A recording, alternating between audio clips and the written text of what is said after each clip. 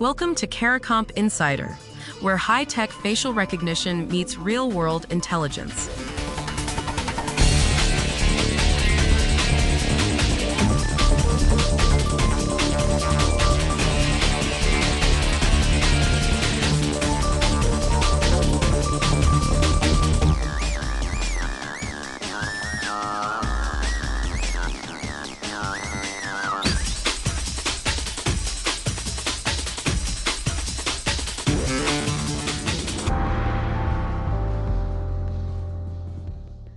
A facial recognition algorithm just scored near-perfect accuracy on a national benchmark.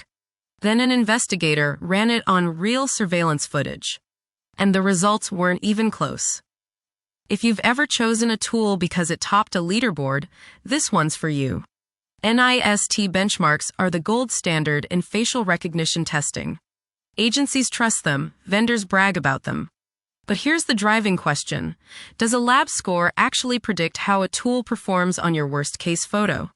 This affects anyone who's ever had to defend a facial comparison in court. Let's start with the most fundamental issue. NIST tests algorithms against high-quality, controlled images. Think of it like test driving a car on a freshly paved track. It tells you what the engine can do, under perfect conditions. But real investigative photos come from grainy CCTV, compressed social media uploads, and shaky surveillance footage. Motion blur, bad lighting, compression artifacts, benchmarks are designed to minimize all of that. A tiny error rate in the lab can balloon into a serious false positive risk on the street. For investigators, that gap isn't academic. It's the difference between a solid lead and a wrongful accusation. So what about the people in those photos? NIST evaluations show top algorithms can estimate a person's age within about 3 years on curated data.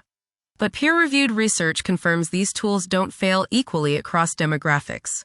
They fail selectively. Think of it like a spell checker that works great in English but misses every other error in Spanish. If your subject falls outside the dominant training demographic, your accuracy drops, and you might not even know it. Now, here's where it gets especially concerning. Algorithms trained mostly on adult faces struggle significantly with children. Kids' faces change fast, their proportions are different, and they're underrepresented in training data. For investigators working missing persons or child exploitation cases, a benchmark score means almost nothing. And on top of all this, courts are paying attention. Forensic science bodies are drawing a hard line between documented facial comparison and black box algorithmic output. If you can't explain how a match was derived, you may not get it admitted as evidence. But here's what most people miss. Benchmarks aren't useless, they're incomplete. They tell you the ceiling of what an algorithm can do. They don't tell you the floor. And investigators live on the floor, working with the worst image, the hardest case, the tightest deadline. So here's the bottom line. NIST benchmarks test facial recognition under near-perfect conditions. Real investigations don't have perfect conditions. The tools that matter aren't the ones that win leaderboards. They're the ones that produce transparent, explainable, court-ready results from the messy images you actually encounter. Something worth thinking about next time a vendor hands you a benchmark score.